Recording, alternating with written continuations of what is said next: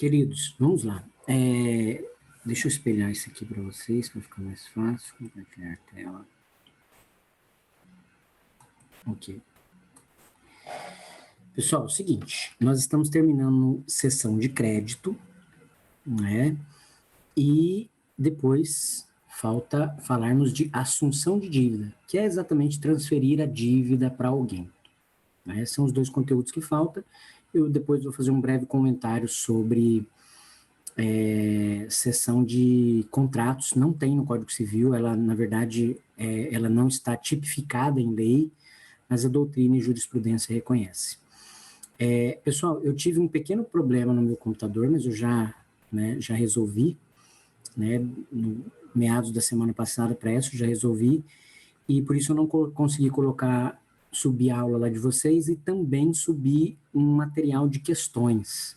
Eu vou enviar para vocês algumas questões e depois na próxima aula eu vou passar o gabarito dessas questões. Então amanhã, né, eu tenho aula pela manhã, mas eu vou fazer isso à tarde, tá? Assim que encerrar eu já vou subir essas questões no Classroom, tá? Se porventura às vezes, e eu já vou subir a aula também da semana passada e já subo a aula de hoje também. Se porventura às vezes eu né, me esquecer, alguma coisa assim, então quando chegar aí lá pelas 16 horas, alguma coisa assim, vocês dão uma olhada, se não tiver lá ainda me lembrem, tá? As questões. Se as questões estiverem lá é porque eu já subi a aula e também já subi as questões, tá? Mas eu amanhã no intervalo da primeira e da segunda aula de manhã eu já procuro fazer isso, para que à tarde já esteja lá disponível para vocês.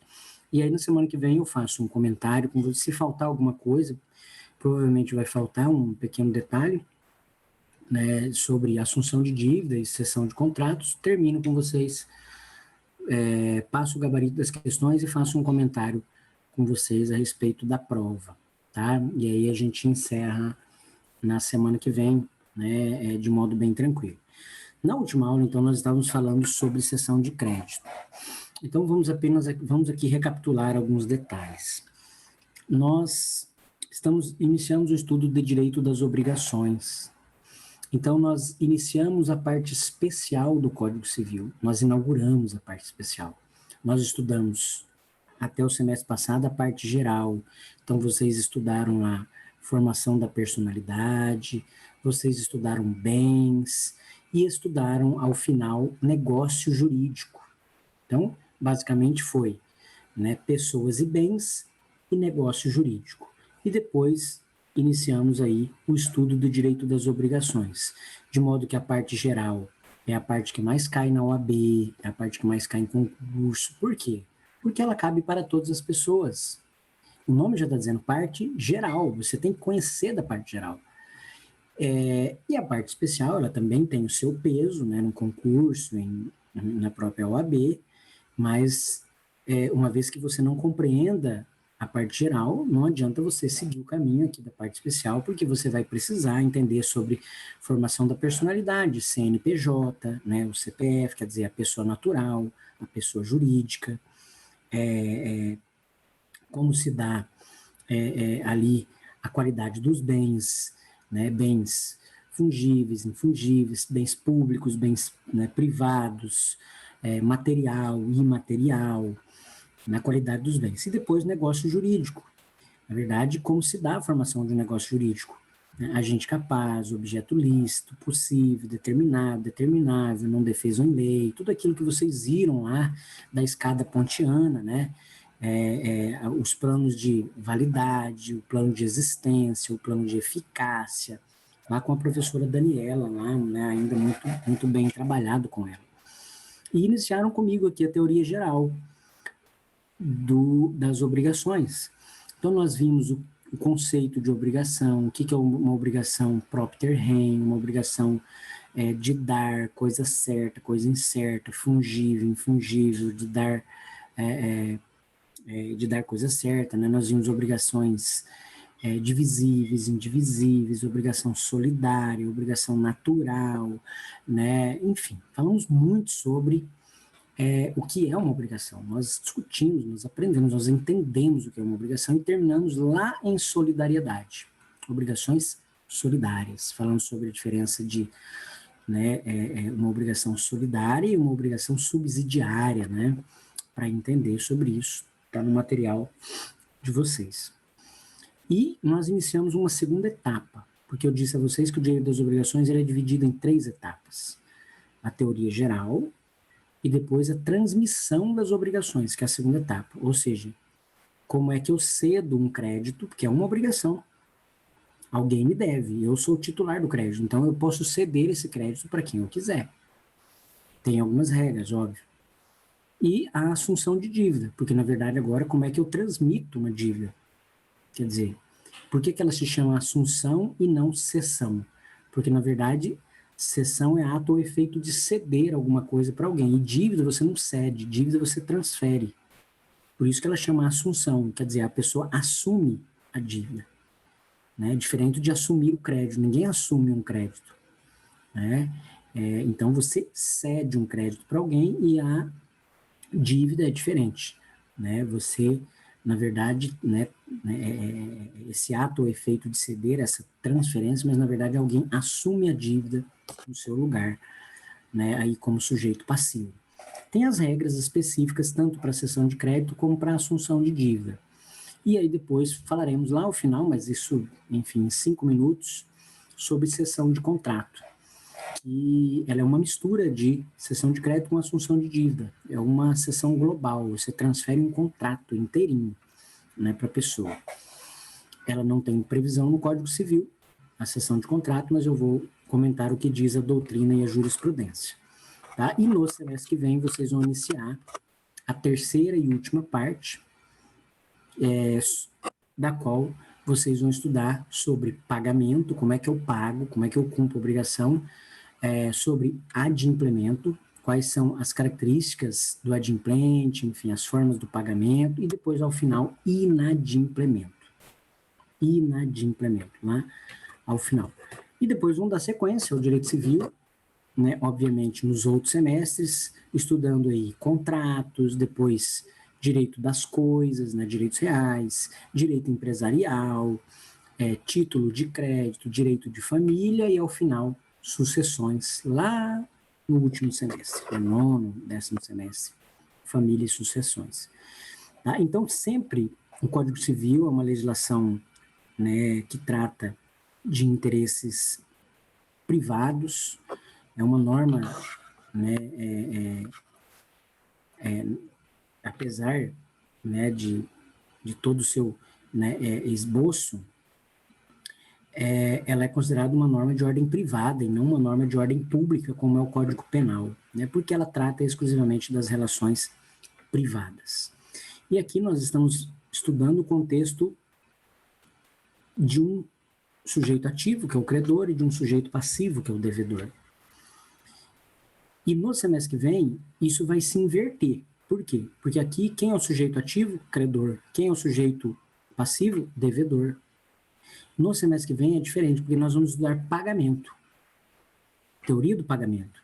E aí eu digo, quem é que deve pagar? É o devedor, então ele é o sujeito ativo. Quem é que deve receber? É o credor, então ele é sujeito passivo. Mas lá no pagamento, aqui na teoria geral, em direito das obrigações, sujeito passivo é o devedor, sujeito ativo é o credor. Tá? Tem que diferenciar isso. E nós vimos na última aula a dinâmica da cessão de crédito, que ela é muito simples. A cessão de crédito ela pode ser total ou parcial. O código, na verdade, ele não fala nada. Significa dizer que presume-se que a cessão ela seja total, mas abriu-se aí um precedente para a doutrina e a jurisprudência que ela possa ser feito também de forma parcial, porque não há nenhuma objeção. Então, eu cedo metade do crédito, eu cedo um terço, enfim, né, a parte que eu achar interessante. Mas ela, via de regra, ela acaba sendo total. Ela pode ser gratuita ou onerosa, falei isso na última aula. Gratuita é quando eu cedo, transfiro o crédito para alguém sem cobrar nada. E onerosa é quando eu transfiro o crédito para alguém, mas em contrapartida ele me paga esse crédito. E ele vai pagar um valor bem inferior. Se eu tenho um crédito, se eu sou titular de um crédito de 10 mil reais, ele vai me pagar 3, 2, 4 mil reais, um valor bem inferior, certo? Adiantando, na verdade, o crédito. Então, ele me paga, eu uso o dinheiro e, obviamente, ele aguarda receber depois, posteriormente, esse crédito, né? Convencional, legal ou judicial. Judicial é porque é aquela cessão de crédito que é determinada pelo juiz. Aí eu dei exemplo dos herdeiros, né? Aí, enfim, o sujeito faleceu, tem 10 herdeiros, né? Então, o patrimônio precisa ser dividido para 10 pessoas. O que há ali é uma cessão de crédito. Você tem direito a isso, você tem direito àquilo, você tem direito a isso, né? A cessão legal é aquela determinada pela lei. Então, regra geral é que quando você cede um crédito, o que vai junto? O acessório. O acessório segue o principal. Aonde está isso? Na lei. A lei determina que o acessório segue o principal, então, obviamente, vai junto. E, por último, nós vimos na última aula a cessão de crédito, que ela pode ser prosoluto ou prossolvendo. Ficamos aí boa parte da aula discutindo sobre isso. Prosoluto, eu cedo o crédito para o Tiago, eu dou o crédito para ele. Então, tá aqui, vamos colocar aqui exemplo gratuito. Tá aí, Tiago, pode usar. Esse crédito, daqui a 2 meses, o Elton vai te pagar. O crédito é seu. Só que, no momento em que eu cedo esse crédito, pela modalidade prosoluto, eu estou dizendo, olha, eu cedo o crédito, eu respondo pela existência, o crédito ele existe, né? Pela legalidade, ele é legal, objeto lícito, não é possível, tranquilo. Mas eu não respondo pela solvência do Elton. Se ele não pagar você, Thiago, né, o crédito que você tem direito, que eu estou transferindo para você, ajuiza uma ação, cobre, vai atrás, pede a penhora de bem, se vira. Mas eu estou dando tchau, problema seu com ele. Agora, o contrário é na modalidade prossolvendo. Eu respondo pela existência, pela legalidade e também pela solvência do Elton. Se o Elton não pagar, não cumprir a obrigação, e aí, obviamente, eu respondo para você, Thiago, aí eu vou pagar, tá? Então fica tranquilo, tá? Se ele não pagar, eu pago, tá? Então essas são aí as características da cessão de crédito. E aí vimos quem é o cedente, quem está cedendo, é o credor, né, originário, né? Aí vimos o cessionário, que é o novo credor, né? E o cedido, que é o devedor, e ele continua sendo fudido, até brinquei com vocês, né? Então, por isso ele o cedido. Existem, na lei, algumas situações em que não é possível ceder o crédito, tá? Não é possível. E aí eu até comentei sobre essas situações, por exemplo, justiça gratuita. Elton, você vai ajuizar uma ação? Vou, professor, eu tenho que recolher custas do processo. Não, eu sou beneficiário da justiça gratuita, Elton. Né? Eu vou transferir para você esse meu direito. Não há. Você não pode ceder esse seu direito, né? Esse crédito que você tem. Indenização derivada de acidente de trabalho. Elton, eu ganhei na Justiça do Trabalho o direito de receber uma indenização trabalhista. Eu vou lá no juiz e vou dizer para o juiz que eu estou cedendo esse direito para você, para o juiz pagar para você. Não, eu não posso. O que eu posso fazer é o seguinte, eu recebo as verbas trabalhistas, então fui lá, ganhei a ação, recebi, aí eu passo para ele, se eu quiser. Aí, ó, tá aqui, ó, tá da manhã, aí não é cessão de crédito, aí é um presente, tá? Direito de preferência, tá? Elton, quem tem a preferência de escolha aqui e tal, né, em determinada situação é eu e eu vou transferir. Não, não pode. A única situação é quando você transfere uma obrigação, por exemplo, de dar coisa incerta, né, você transfere essa obrigação, se a escolha for do credor, transferido também estará a escolha. Aí é diferente. Tá? O Elton me deve, a obrigação é de dar coisa incerta, e aí depois ele vai fazer, né, ali a escolha, mas na verdade nós colocamos no contrato que a escolha não era dele, a escolha era minha. Só que como eu transferi para o Tiago, a escolha então ela é do Tiago, porque era minha como credor e a escolha vai ser dele, ok? Então aí nesses casos tudo bem.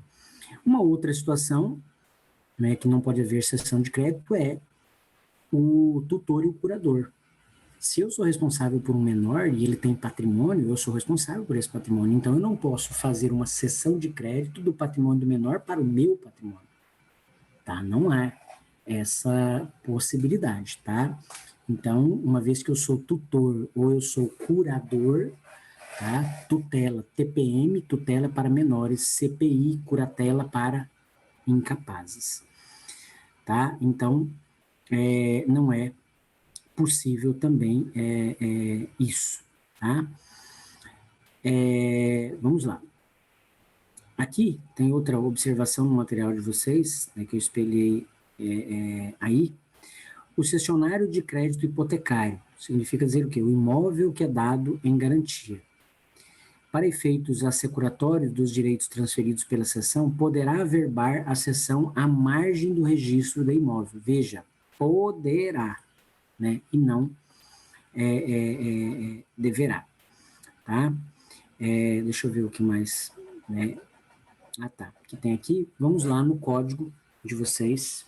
E aí fica melhor para eu explicar para vocês sobre cessão de crédito. Abram aí o código de vocês na seção de crédito, artigo 286. Olha o que diz o 286. O credor pode ceder o seu crédito se a isso não se opuser a natureza da obrigação, a lei ou a convenção com o devedor. O que é aqui, por exemplo? O credor pode ceder o seu crédito se a isso não se opuser, ou quer dizer, se não tiver alguma coisa que proíba, aí ele traz a primeira situação, a natureza da obrigação. Aí aquilo que eu falei, eu posso ceder justiça gratuita? Não, eu não posso. Mas eu vou mais além, porque aí, no caso, a lei proíbe, né? Mas vamos colocar aqui, eu posso ceder alimentos? Imagine, por exemplo, que você tem lá tem uma mulher que ela recebe pensão alimentícia, e a gente sabe que a pensão alimentícia não é para ela, é para o filho. E ela faz uma dívida aí na rua, não é uma dívida dela, particular. E aí ela fala, ó, faz o seguinte, eu vou ceder um crédito que eu tenho. Ah, que legal, sim, todos os meses eu recebo uma pensão alimentícia, eu vou ceder isso para você receber durante 6 meses. Depois eu volto a receber. Eu posso? Não. Por quê? Quer dizer, eu não. Ela pode? Não. Por que ela não pode? Porque alimentos, certo? Eles são exclusivos da pessoa que recebe e são intransferíveis. Eu não posso transferir esse direito para outra pessoa. Imagine, vamos colocar assim, imagine que o menor, por exemplo, professor, mas se o menor, mesmo que, vamos colocar aqui o menor, que na verdade não é menor, mas o maior de 18 anos, que ele continue recebendo pensão porque ele está cursando lá a faculdade.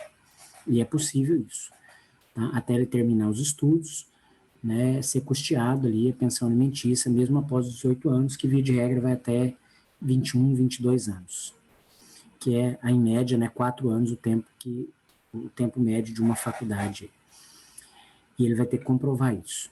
Mas aí ele é maior, ele pode ceder esse crédito para outra pessoa? Não, pessoal, porque alimentos, eles são, certo, intransferíveis e são personalíssimos. Paga-se alimento para a pessoa. Então, essa é a primeira parte aí do artigo 286, que fala a natureza da obrigação. Aí ele continua, né, dizendo, a lei, quer dizer, quando a lei determinar que não poderá, por exemplo, o tutor, ele pode ceder o crédito do menor para ele mesmo, para o tutor? Eu sou tutor do Joãozinho, pegar o patrimônio do Joãozinho, ele tem um crédito e ceder o crédito para mim. Não, não pode. Por quê? Porque a lei proíbe. Ou a convenção com o devedor. Isso significa dizer o quê? Ou se estiver em contrato. Eu assinei um contrato com o Elton e nós colocamos no contrato que, né, será proibido, lá no contrato tem uma cláusula específica de proibição de cessão do crédito. Quem é o credor? Eu. Quem é o devedor? Elton. Eu posso ceder o crédito? Não, porque o Elton vai se opor a isso. Eu falei, professor, nós colocamos aí uma cláusula no contrato. Não pode. Tá? Então, obviamente, essa é a outra parte, né? Então, a convenção com o devedor, ele fala assim, ponto e vírgula, a cláusula proibitiva da cessão não poderá ser oposta ao cessionário de boa-fé se não constar no instrumento da obrigação. Significa dizer o quê? Quem é o cessionário? É o Elton. Eu sou o cedente, eu sou o credor. Vou ceder o crédito para o Elton, cessionário. Mas e o devedor, ele pode se opor? Ele pode se opor apenas se isso estiver no contrato. Ah, professor, mas você e o Elton não colocaram no contrato, isso foi verbal. Para que o devedor se oponha, para que o devedor diga, não, eu não vou pagar o Elton, eu vou pagar você, Robson. Ah, por quê? Porque está no contrato. Ok, tem uma cláusula no contrato. Né? Então, ele pode se opor dessa maneira, somente se estiver ali, certo, no contrato. Ah, não, foi verbal, foi... Não. Aí, o devedor, na verdade, ele vai ter que pagar ao Elton.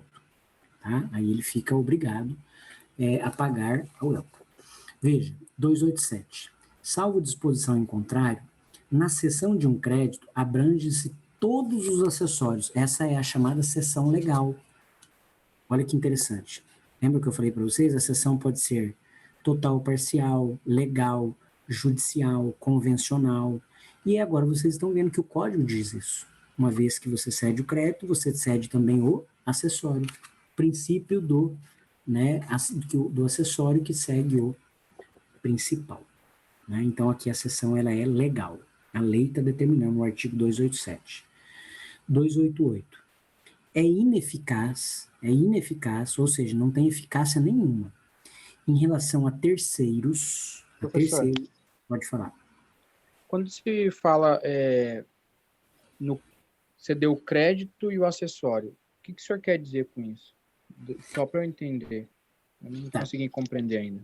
O acessório aqui, ele vem no sentido de, por exemplo, fiador e avalista. Fiador e avalista, ele é considerado acessório do contrato principal.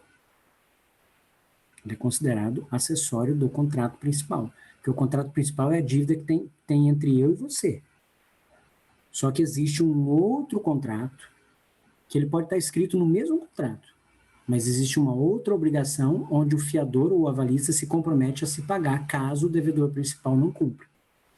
Então, aqui eu estou falando de uma modalidade acessória. Então, por isso que aqui, né, o acessório segue o principal. Então, via de regra, olha o que eu estou dizendo, via de regra, vai junto.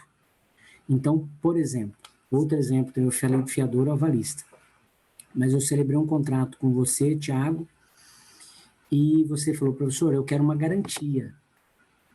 Aí eu falo, fiador ou avalista? É uma garantia pessoal. Você fala, não, professor, eu quero uma garantia real. O que é uma garantia real? Eu vou ter que dar um imóvel em garantia, um carro, alguma coisa, um bem em garantia. Aí eu ofereço a minha casa, vou dar a minha casa em garantia, então. Aí, ok, professor, então aceito. Beleza. Lá no contrato, não tinha nenhuma cláusula proibindo cessão de crédito. Nenhuma. E eu transfiro para o Elton o crédito. Cedo o crédito para ele. Significa dizer que eu estou cedendo o direito dele receber, tá? Mas eu também, né, na verdade eu não, que eu sou o devedor, né? Você, Thiago, você transfere para o Elton o crédito, e então o Elton, ele é agora um novo credor, e junto com essa transferência vai a obrigação acessória, ou seja, vai a garantia. Entendi. Tá? Vai a garantia. Então, por isso, o assessor... Agora, tome cuidado que já eu vou colocar um detalhe aqui para vocês. Tá? Mas, a princípio, fique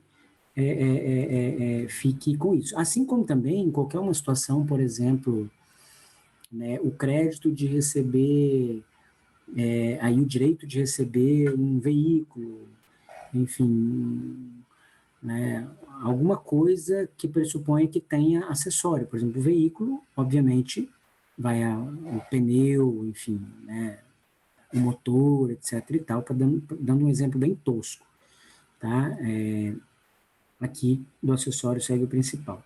O 288 fala ineficaz não produz eficácia nenhuma. Fala, em relação a terceiro, a transmissão de um crédito, se não celebrar-se mediante instrumento público ou instrumento particular, revestido das solenidades do parágrafo 1º do artigo 654.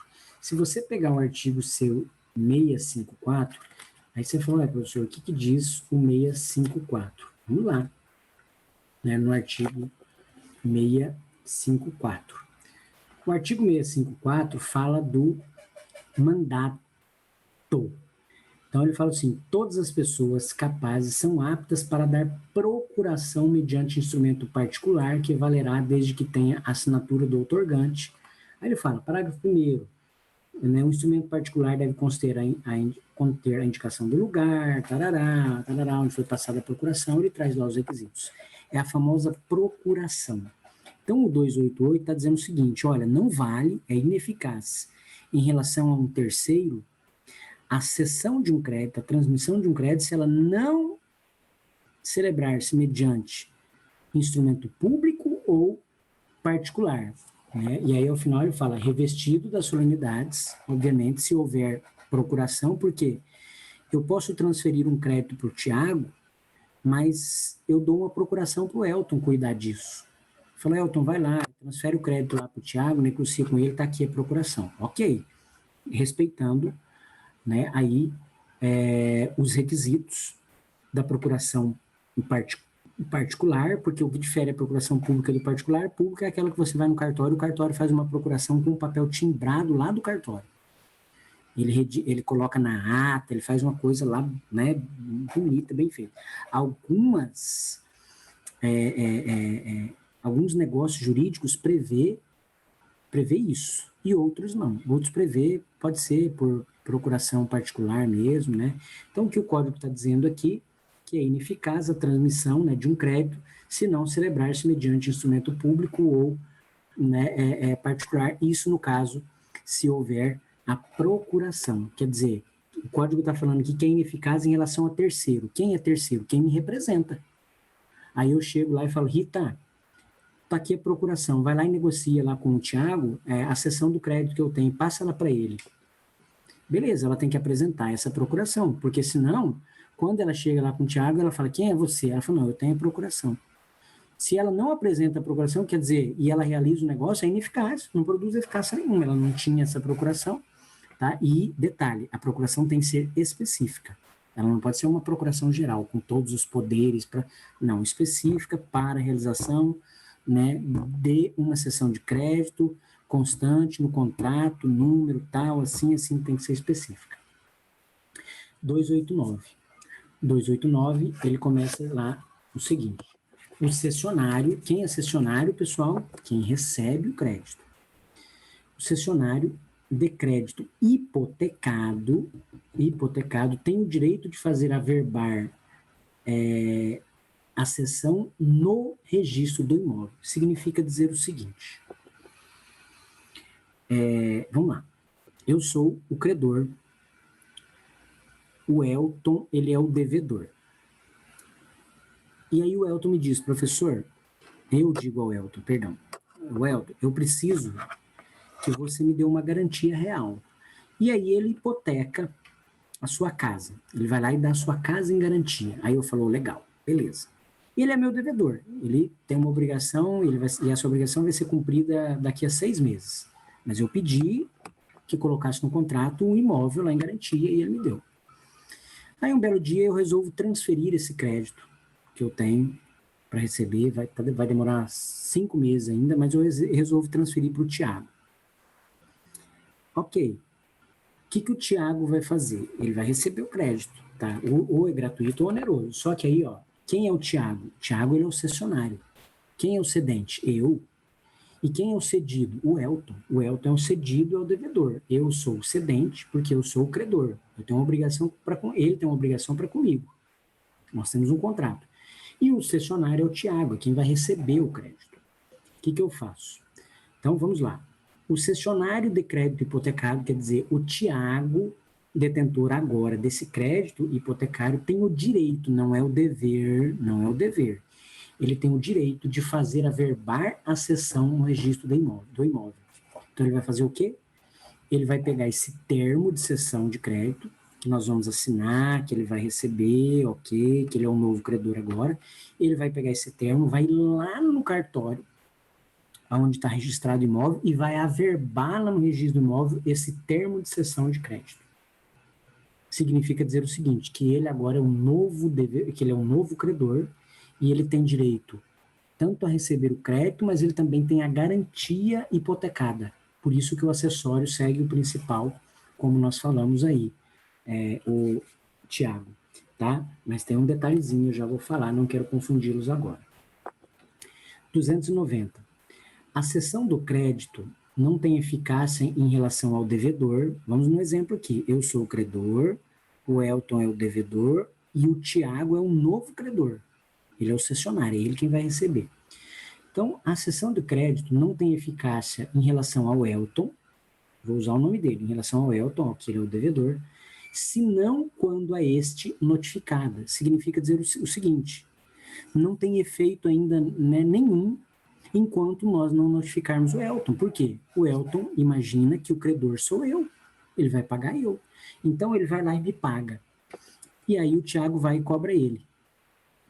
Aí o Tiago pode virar para ele e falar o seguinte, não, mas agora eu sou o novo credor, você tinha que ter pago a mim. Ele vai virar e vai falar, amigo, eu nunca fiquei sabendo disso, eu nunca fui notificado.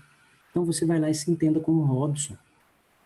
Então, para isso, né, tem que notificar. Quando eu falo notificar, ele tem que tomar conhecimento que o novo credor agora não é mais o Robson, que o novo credor é o Tiago. Tá? Quem é o responsável pela notificação? Tanto faz, pode ser o Tiago quanto eu, credor. Então ele fala assim, não tem eficácia em relação ao Elton, senão quando ele notificado. Está lá no artigo 290. Aí fala, mas, por notificado, se tem o devedor quem, escrito público ou particular, se declarou ciente da cessão feita. Tá? Então veja que ele, né, no momento dessa notificação, ele tem que dar ciência dessa cessão. Então, geralmente, por isso que pressupõe, né, a materialidade dessa cessão, ou seja, um documento formal, onde você daria ciência ao Elton, que agora ele não vai pagar mais para mim, ele vai pagar agora para o Tiago, que é o novo credor. Professor, pode falar. Então, só para ver se eu entendi. Se por acaso eu tenho esse direito aí, porque transferiu, eu averbei lá no registro de imóvel, Uhum. mas mesmo assim eu ainda preciso notificar. Se eu não notificar, não valeu isso. Não, não é que não valeu.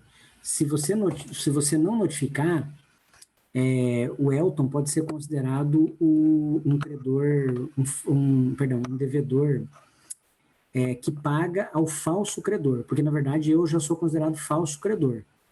Mas a pergunta uma vez que o Elton pague ao Robson, que na verdade não é mais o credor, ele vai ter que pagar novamente ao Tiago? Não. Tá? Não há essa necessidade. Porque ele só fez isso porque ninguém avisou, ele imaginava que era eu. Então, tanto o Tiago como eu, tanto faz, ou eu ou ele, temos que notificar o Elton para efeitos dele pagar o credor verdadeiro, porque o credor verdadeiro agora não é mais eu, o credor verdadeiro é o Tiago. Somente para isso. Tá? Mas agora, se o Elton pagar ele nunca foi notificado. Se ele paga eu, o pagamento é considerado válido. Ele vai virar para o Tiago e vai falar assim, Tiago, se entenda lá com o Robson, se vira lá com ele. Tá? Aí é problema seu e dele. Vocês, nunca ninguém me avisou. Né? Então exige essa formalidade. Veja, o 291 fala, ocorrendo várias sessões do mesmo crédito, né, prevalecerá a que se completar com a tradição do título do crédito cedido. Né? Isso é muito próximo a cheque.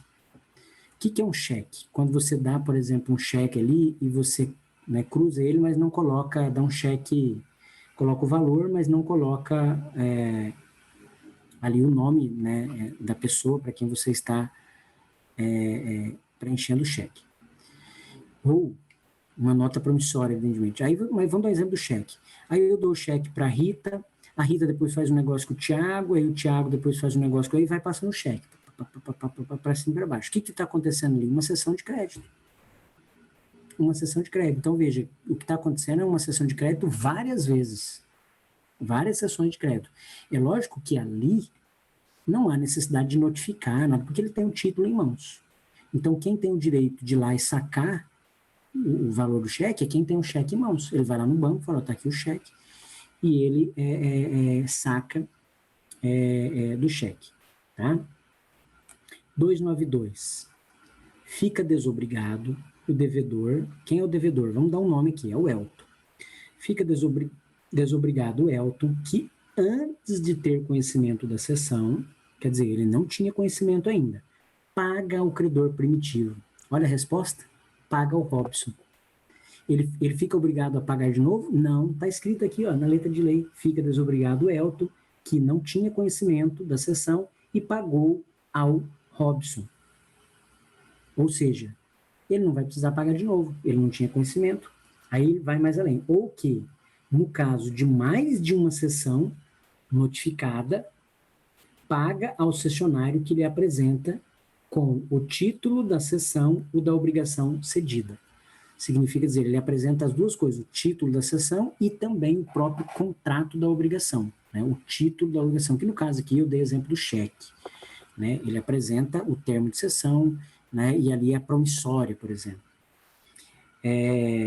Quando o crédito constar de escritura pública, prevalecerá a prioridade da notificação. Ok. 293.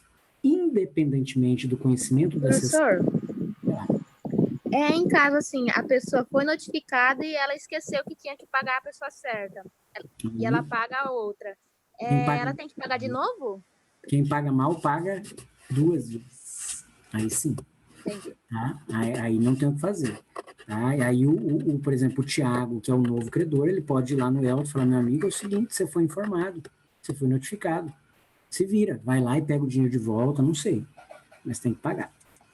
Tá? Aí sim, quem paga mal, paga duas vezes.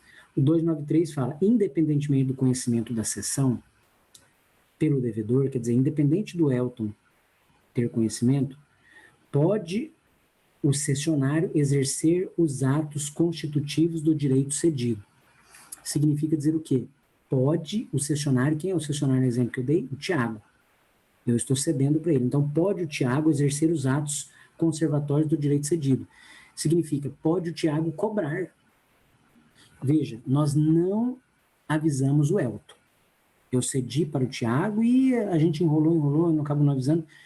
E aí o Tiago vai e olha e fala assim, nossa, era para o Elton ter pago isso aqui já há 10 dias. E ele não pagou. E aí ele me liga, fala, Robson, o Elton te pagou e tal. Eu falei, não me pagou nada ainda não. Eu achei até que você já tinha falado com ele. Não, também não. O que ele vai fazer? Ele vai lá cobrar. E ele vai cobrar quem? O Elton. Ele pode ajuizar uma ação? Pode. Ele pode ajuizar uma ação, ele pode cobrar, ele pode penhorar, enfim, ele pode exercer todos os atos que eram meu de direito. Porque eu, como credor, eu poderia cobrar a qualquer momento, assim que a dívida, né, estivesse vencida. E ele pode exercer esse direito. Vamos lá, continuando aí, nós paramos aqui. 294. O devedor pode opor ao cessionário as exceções que lhe competirem. Estou falando de quem? Do Elton devedor. Então ele pode opor as exceções. O que é opor as exceções? Não vou pagar. Mas vamos lá. Bem como as que no momento em que veio a ter conhecimento da exceção, tinha contra o cedente. Então ele pode dizer o seguinte. A pergunta é, o Elton, ele pode bater o pé e falar assim, não, eu não vou pagar. Eu não quero o Thiago, eu não gosto dele, ele é chato, enfim. É algum motivo para que ele não cumpra a obrigação e para que ele se oponha a isso, à cessão? Não. Ele não pode.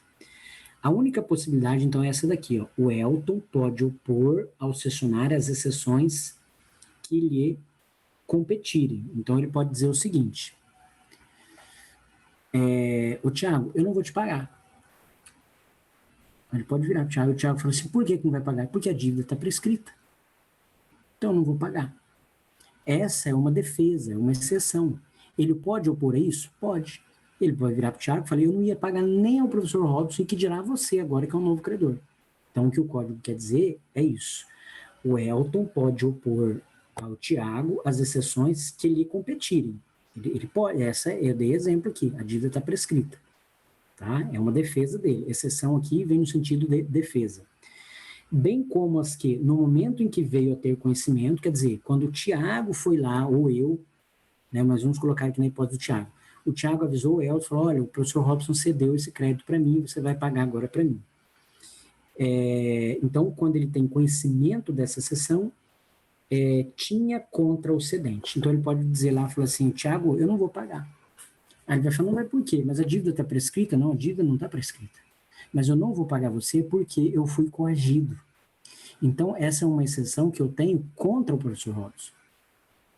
Então, como ele me coagiu, essa obrigação, ou seja, esse negócio jurídico é considerado nulo. Vocês aprenderam lá com a Daniela, nulo. Então, eu não ia pagar nem ele, nem você. Certo? Eu fui coagido, a obrigação ela é nula desde o início. Artigo 295. Aí fala lá. Na cessão por título oneroso, significa dizer o quê? O Thiago comprou, né, o crédito. Ele comprou. Por isso que ela é por título oneroso. O cedente, quem é o cedente? Eu. O Robson, ainda que não se responsabilize, ainda que eu não se responsabilize, falar, não, quer dizer, olha lá, fica responsável ao cessionário, fica responsável com o Thiago pela existência do crédito ao tempo em que ele cedeu e também pela própria legalidade, né? Pela existência e legalidade.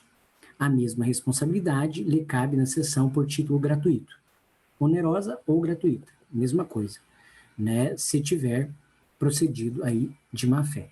Veja o que quer dizer o 295, pessoal. Aí eu já passo aqui para baixo, ó. A responsabilidade pro soluto e pro solvendo. Então, o 295 está escrito aí, ó, na tela de vocês. Na seção por título oneroso, cedente. Vou sublinhar aqui, ó. Ainda que não se responsabilize. Ó, tá aqui sublinhado. Significa dizer o quê? Essa seção, ela é pro soluto. Eu não me responsabilizo pelo crédito, eu me responsabilizo pela existência, pela legalidade, mas não pelo crédito. Aonde está isso? Artigo 295. Quando a prova de vocês era presencial, eu elaborava uma questão e pedia para o aluno justificar isso na lei. Então, ele tinha que ir lá no Código Civil e falar, conforme o artigo 295, tarará, tarará, tarará, tá? E aí, continua o 296, que também é a regra pro soluto, tá? Ele fala lá, salvo estipulação em contrário, o cedente não responde pela solvência do devedor, tá? Regra pro soluto. E aí vem o 297, que obviamente a regra 297, ela é a regra pro solvendo, que ela diz lá, o cedente, quem é o cedente? Robson. Responsável ao cessionário pela solvência do devedor, não responde por mais do que, né, daquilo que recebeu. Eu sou responsável pelo que eu estou cedendo. Vai lá, com os respectivos juros, mas tem de ressarcir as despesas da cessão e as que o cessionário houver feito com a cobrança.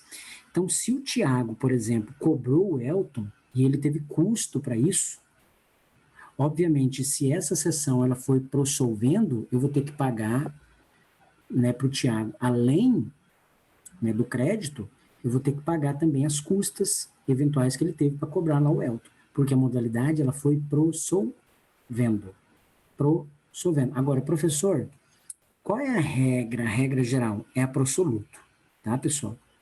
Pro soluto. Geralmente, as pessoas cedem crédito de forma onerosa, alguém compra o crédito, por isso que as pessoas compram com um valor muito baixo. Se o crédito é de 10 mil, ele compra lá por 4 mil, 3.500, bem baixo.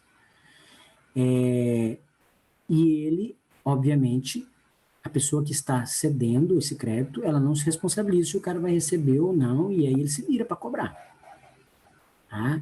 Por isso que eu dei exemplo lá do direito administrativo, né, de carta precatória, né, para vocês, quer dizer, o Estado vai pagar. Agora, quando, né, de que forma, etc e tal, enfim, aí é outra história, né, mas isso está lá no direito administrativo, era só para vocês entenderem. O que eu quero que vocês entendam é que a regra é pro soluto, mas existe também a modalidade pro solvendo, tá? Então, por exemplo, se eu fosse transferir para o Thiago na modalidade pro solvendo, eu não ia vender para ele com um valor muito baixo. Eu ia falar, eu tenho um crédito de 10 mil, vou te vendo por 8, por 9 mil. E aí eu respondo pela solvência. Aí beleza. Agora, quando você compra com valor, transfere com um valor muito baixo, significa que você está falando assim, com perdão da palavra, né, pessoal? Foda-se, você vai receber ou não vai, se vira aí, né? Se vira. Ok? 298 é o último artigo, tá? Fala assim, o crédito, uma vez penhorado, não pode mais ser transferido pelo credor que tiver conhecimento da penhora. Isso significa dizer o seguinte, eu tenho um crédito, 10 mil reais, e aí a Rita, ela, enfim, me processou numa obrigação que eu não cumpri, ou pode ser até por dano moral também, ela está me processando. E ela tem direito a receber lá uma indenização, tem direito a receber lá um dinheiro, X ou Y. Eu vi, falo, devo, não nego, pago quando eu puder, não vou preso mesmo, beleza. Só que ela descobre, pessoal, aí é onde entra o trabalho do advogado. Tem gente que fala assim, professor, mas aí o cara deve, Você vai fazer uma busca na vida da pessoa.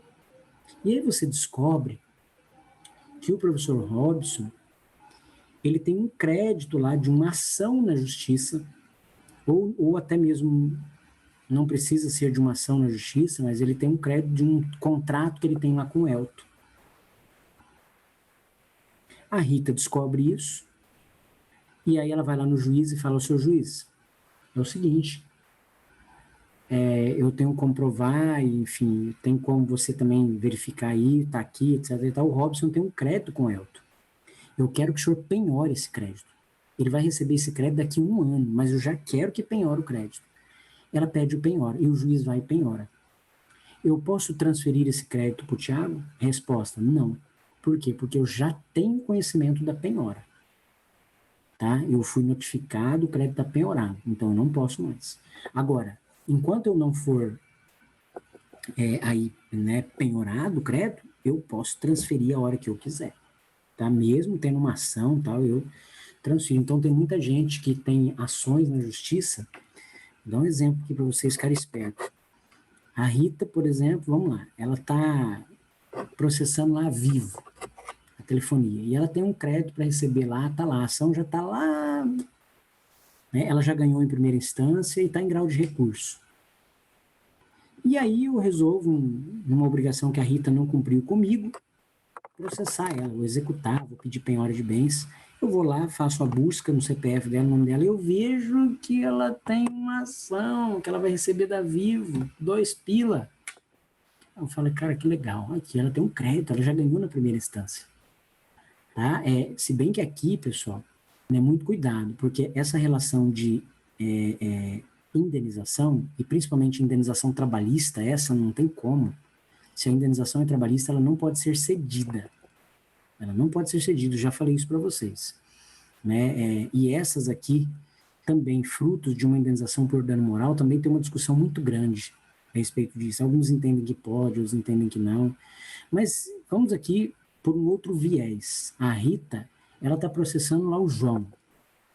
O cara não pagou ela tinha, sei lá, para receber dele e tal, e ela já ganhou em primeira instância e o cara está recorrendo. Eu faço uma busca e descubro que ela ganhou em primeira instância, que ela tem um crédito. O que eu faço? Eu vou lá no juiz e determino o quê? A penhora. Eu falo, senhor juiz, por favor, determine a penhora no processo número tal, que ela tem um crédito para receber lá do Joãozinho, não sei das quantas. Então, uma vez que a sentença seja favorável, esse crédito seja acreditado na minha conta. Eu tenho direito, né? Porque eu estou processando ela. Agora, cuidado, se é crédito trabalhista, aí esse já não pode. tá? Porque crédito trabalhista diz respeito a alimentos, né, tal, a indenização, alguma coisa assim aí, né, não é possível, tá? Então, o crédito, uma vez penhorado, não pode mais ser transferido pelo credor que teve o conhecimento da penhora. Mas, olha só, mas o devedor que o pagar, não tendo notificação dela, isso significa dizer o seguinte, que uma vez que o crédito é penhorado, automaticamente também tem que avisar o devedor. Senhor devedor, esse crédito, senhor Elton, esse crédito está penhorado, não paga mais o professor Robson.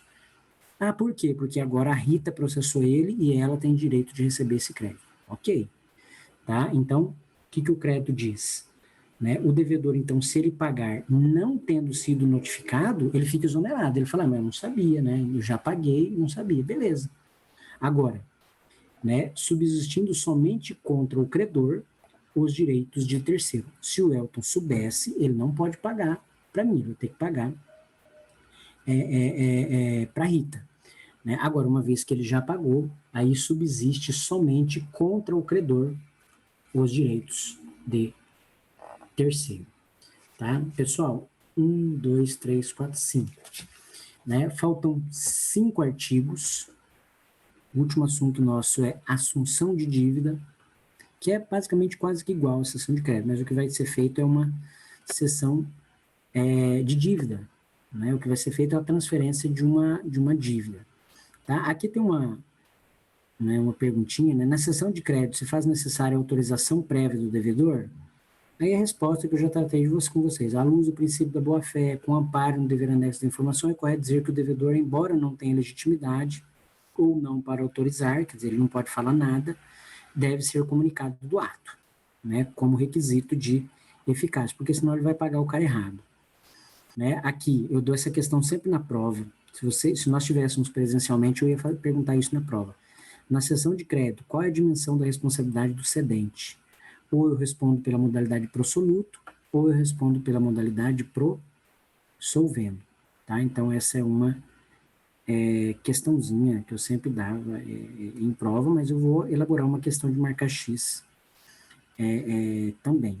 Rita, devo, não nego, pagarei quando puder. Não, senhora, semestre que vem você vai ver que isso não existe. Isso foi uma invenção da oposição. Tá? Devo, não nego e vou pagar porque o Código Civil vai me dar várias possibilidades de pagamento. Pessoal, para a próxima aula, eu encerro com vocês sessão de crédito, assunção de dívida, são 5 artigos, tá? E aí eu explico, ela é bem mais simples do que a sessão de crédito, e vocês vão ver que ali na transferência agora da dívida, agora o credor manda, agora o credor pode bater o pé. Não, eu não quero que seja transferida a dívida para outro devedor. É diferente aqui da sessão de crédito. E aí eu vou falar sobre a sessão de contrato, mas a sessão de contrato é menos de 5 minutos. Eu vou dizer para vocês o que a doutrina e a jurisprudência entende a respeito disso, tá? A prova de vocês, na próxima aula eu vou fazer um comentário, vou corrigir os exercícios também, que eu vou disponibilizar para vocês. E aí, na próxima aula eu vou comentar sobre a prova, vou dar algumas dicas, vou falar para vocês sobre como ir se preparar. Ela vai, a prova do artigo 233 até o 303. 233 até o 303, tá? Então, 33, 43, 43, 53, 33, 83, 93, e são 70 artigos. 70 artigos. Professor, na prova nós vamos utilizar só esses artigos, só. Você vai deixar o seu vadimecozinho do lado, o seu Google, para você até consultar se você quiser no Google, e você vai se utilizar apenas disso, tá? E de nenhum outro material a mais. Próxima aula eu dou algumas dicas para vocês, já elaborei a prova, então fica combinado assim, amanhã eu vou subir a aula da semana passada e da aula de hoje, tive problemas na semana passada, mas amanhã eu subo a aula de hoje, e coloco as questões lá no Clésio, vocês podem ir resolvendo, semana que vem eu passo o gabarito, termino com vocês a assunção de dívida e faço um comentário sobre a prova. Estamos encerrados aí, né, o semestre, com a graça de Deus aí. Alguma dúvida, gente? Alguma pergunta? Professor, quais são os artigos da assunção de dívidas? Só para anotar aqui. É do 299, que é o que a gente vai ver na aula que vem. 299 é o 303. São 5 artigos, 299 ao 303. 5 artigos. Tá? É o que falta para a gente falar aqui. E a sessão de contrato, eu nem, enfim, vou cobrar isso em prova, eu só queria comentar com vocês porque é importante. Tá? Então, acredito assim, a gente encerra o conteúdo com uns 20 minutos de aula, e aí depois a parte final eu pego para fazer um comentário sobre a prova e também corrigir, passar o gabarito para vocês dos exercícios que eu vou disponibilizar lá, tá? Mas eu acho que foi bem proveitoso o semestre, né? Enfim, eu gosto bastante de ler os artigos, às vezes fica, né, alguma dúvida, mas que é para que vocês tenham também uma noção do que diz, né, aqui na teoria e a letra de lei, porque às vezes o aluno ele acaba entendendo, mas quando ele vai no código ele fica perdido. Ah, professor, mas eu não entendi aqui no código tal, e aí acaba melhorando aqui, né, a nossa aula acaba ficando mais interativa e mais produtiva, né. Pessoal, não existe uma outra maneira de você compreender bem, compreender melhor do que você fazendo leitura. Ah, eu li ali, professor, tal, mas fiquei com uma dúvida aqui, assim, vai no Google, coloca lá, né, interpretação do artigo 303, né, o que quer dizer o artigo 303 do Código Civil, coloca bem assim, tá? E aí você vai ver vários comentários, você pode ver aula, coloca lá, por exemplo, no YouTube, aula de cessão de crédito. Tem muito professor lá que, de repente, vai explicar, né, de uma outra forma, às vezes dá alguma dica. Você vai achar aula sobre assunção de dívida, né? Tem lá. Aula sobre teoria geral das obrigações, parte 1, parte 2, parte 3, tá? Mas cuidado com o ano, tá? Tem que ser aí de 2019, né, 2018 no máximo, de preferência 2020, aulas mais atualizadas, né? Aí que estariam de acordo com o Código de Processo Civil de 2015, né? Porque anterior a isso está tudo errado. Tá? Mas podem fuçar lá, podem, né, olhar. Se quiserem me perguntar, me mandar um link, né? Professor, o que o senhor achou desse vídeo? Eu achei, vi lá no YouTube, eu dou uma olhada e falo, não, legal, bom ou não é. Né? Aqueles vídeos do Saber Direito lá, alguns eu acho muito cansativo. Nossa, muito.